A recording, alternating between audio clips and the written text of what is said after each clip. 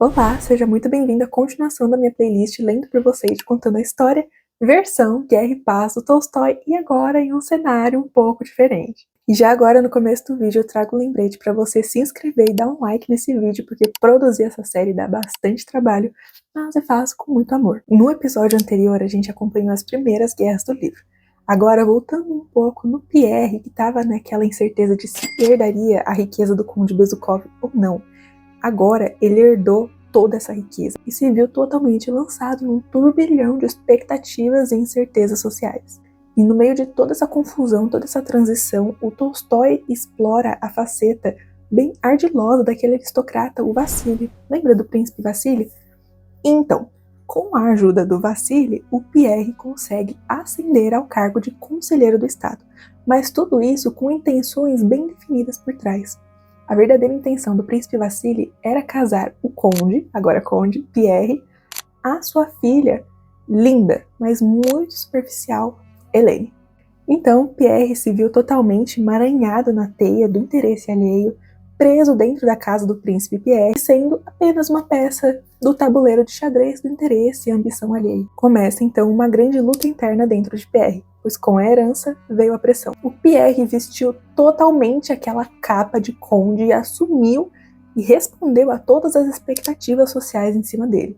Só que a cada momento que ele cedia, a cada fala, a cada comportamento que ele cedia a essas pressões, algo se dilacerava dentro dele. Ele estava sendo uma farsa, um ator, apenas uma peça naquele tabuleiro, ou aquela era a verdadeira faceta de Pierre surgindo. Essas expectativas sociais pesavam sobre ele como um manto pesado e por muito tempo ele lutou para manter aquela essência de quem ele era ou sonhava ser. Só que era uma batalha muito desigual. Era toda a sociedade aristocrata russa contra si mesmo. Então, finalmente ele cansou, cedeu e abraçou a imagem e expectativa do novo conde Bezúkhov. Dentre todas as pressões sociais que ele estava tendo, um casamento com uma mulher rica era a próxima coisa que ele teria que ceder. E é claro, com uma ajudinha ali do príncipe Vassili, que manipulou toda a situação para que aquilo acontecesse, a Helene, a filha do Vassili, muito estonteante, bela, agradável a todos e um pouco interesseira, era a escolha perfeita para ele. Na verdade, ele não tinha opção. E assim como as outras coisas que o Pierre teve que ceder, ele também resistiu com muita força contra esse casamento, porque ele sabia que seria infeliz. E Helene, enquanto isso, aguardava pacientemente que o plano do seu pai desse certo. O grande clímax dessa situação toda foi no aniversário da princesa Helene. Com toda a aristocracia russa reunida naquele evento, todo mundo estava com uma grande expectativa e aquela atmosfera pairava no ar. Então, com um restinho de coragem que sobrava dentro de si, Pierre fez o pedido. A sala explodiu de alegria. Helene se conformou e Pierre se dilacerou. Mas por trás de todos aqueles sorrisos e alegria extrema, somente Pierre e a Helene sabiam a verdade, de que aquele casamento era armado e ditado pela convenção social. Na visão de Pierre, aceitar aquela situação era a melhor saída para ele. Aquilo era um alívio, um fardo que tinha sido tirado dele. Aquela dúvida do que fazer que causava tanta aflição dentro de si foi substituído pela resignação, pela aceitação do seu destino.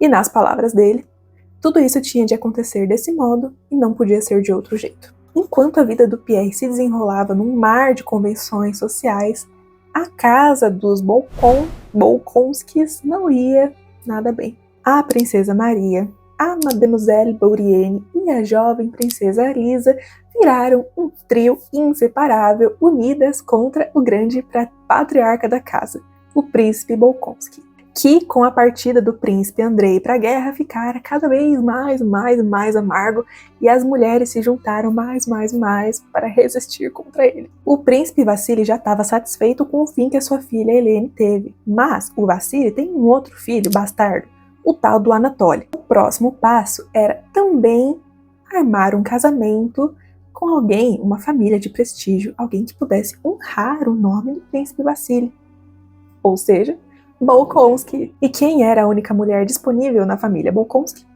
A coitada da princesa Maria Bolkonsky, Bolkonskaya.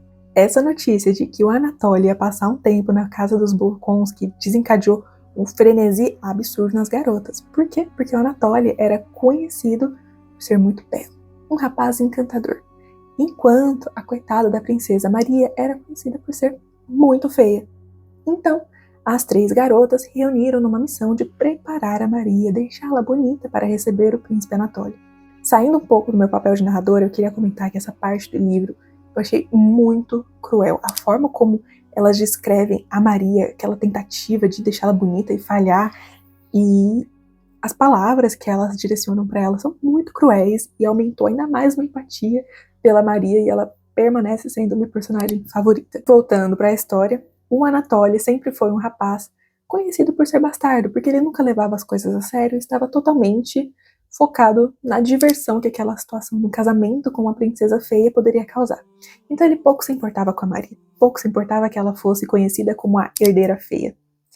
Ele estava indo apenas pela diversão. E, apesar de todas as tentativas das garotas, a Maria simplesmente não conseguia atingir o padrão de beleza esperado para estar no nível do Anatoly. Antes da gente prosseguir, trazendo um breve contexto, porque talvez você tenha se esquecido. Mas quem são essas 3 mulheres? A princesa Maria é filha do príncipe Andrei Bolkonsky, que é o patriarca da casa, que tem um outro filho chamado Andrei também. Andrei. Às vezes ele aparece como André, às vezes como Andrei. Mas é o príncipe André Bolkonsky, filho dele, que também tem a princesa Maria. A Mademoiselle Bourienne é a dama de companhia da princesa Maria. E a princesa Lisa é a esposa do príncipe Andrei, que foi para a guerra. E ela está grávida. Mas tudo bem. O príncipe Vassili com o príncipe Anatoly chegaram na casa dos Bolkonsky, se instalaram e as coisas começaram a acontecer. Só que uma coisa muito inesperada foi a Mademoiselle Bourienne começar a se encontrar secretamente com o Anatoly. E nisso ela começa a desenvolver uma certa paixão por ele. E ele corresponde. Os dois se apaixonaram cada vez mais e, em um dia aleatório, a princesa Maria flagra os dois juntos, tendo um momento ali romântico, fofinho entre os dois. Mas ela é uma mulher tão bondosa que ela não ficou com raiva, não ficou triste, não se abalou com aquilo. Ela simplesmente aceitou. Por quê? Porque a Lady Bourienne é uma francesa que estava exilada na Rússia. Então ela não tinha família, ela não tinha ninguém. Ela era uma funcionária, uma serva da família dos Bolkonsky, então ela nunca poderia se casar e sair daquela casa por livre e espontânea vontade. Um homem teria que ir até a casa dela, fazer o pedido de casamento para que ela pudesse se libertar, ter a sua alforria. Ela não era uma escrava, mas, enfim, poder se libertar de servir para sempre a família do Bolkonsky e seguir a sua própria vida. A princesa Maria sabia disso e tinha muita compaixão pela Lady Bourienne, porque sabia que aquela era a chance dela de conseguir viver a própria vida na Rússia, de viver um romance maravilhoso e não ter uma vida de servidão para sempre. Então, como um ato de sacrifício silencioso, a Maria permitiu que Bourienne ficasse com Anatoly. Depois a Maria vai até o escritório do pai para dar a notícia de que ela não se casaria, de que ela não iria embora com o príncipe Anatoly. E o pai, por incrível que pareça, não ficou bravo, não ficou revoltado. Ele simplesmente tratou a situação com a maior indiferença, porque ele já esperava que a Maria não fosse se casar. Não por vontade própria dela, mas pela feiura dela. O que foi um final bem triste para a princesa Maria, porque embora ela tenha um coração muito lindo, muito bondoso, a feiura dela e a mentalidade da sociedade da época condenavam ela a uma vida de reclusão.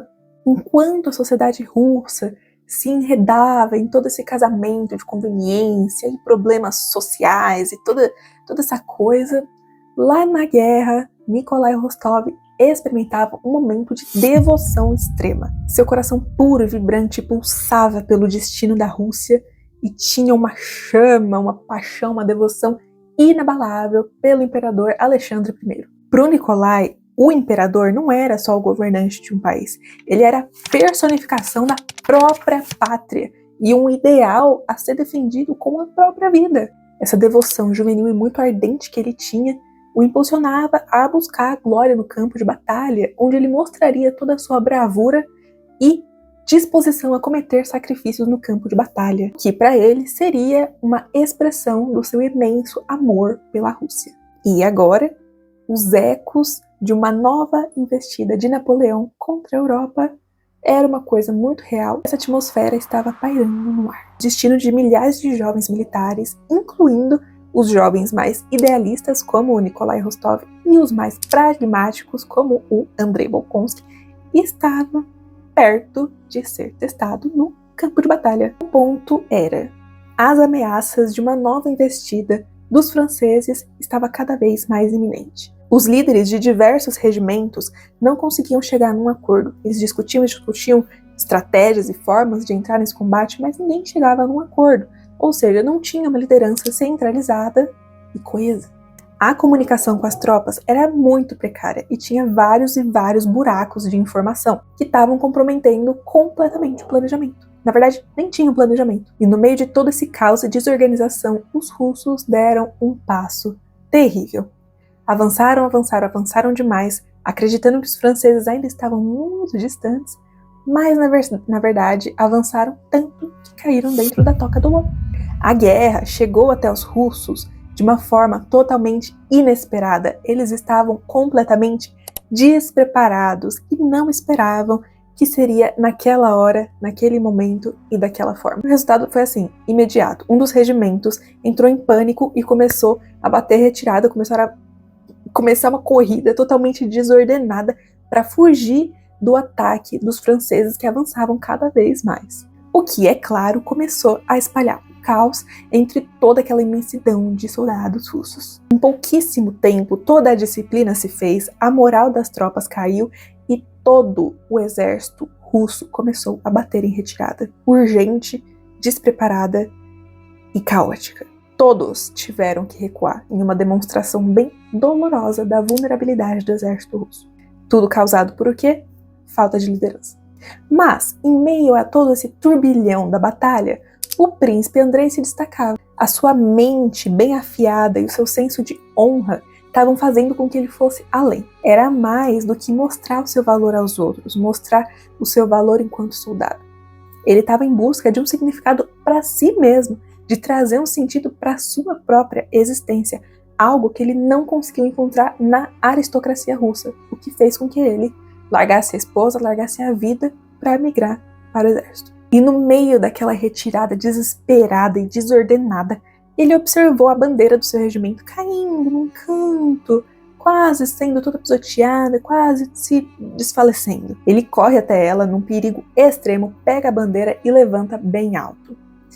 Aquilo não foi somente honrar o seu regimento, foi mais um ato de bravura, novamente, para si mesmo, para provar para ele que ele tem a coragem, a bravura, a força necessária para reerguer o seu regimento, sua bandeira. Foi um ato muito simbólico. Sim, ele sabia que fazer aquilo o colocava no limiar, naquela linha tênue entre a vida e a morte, porque ele estava indo contra o seu regimento, que estava fugindo, e indo em direção, estando cada vez mais perto dos franceses, que chegavam cada vez mais perto, atirando com a cavalaria e tudo mais. Tudo para quê?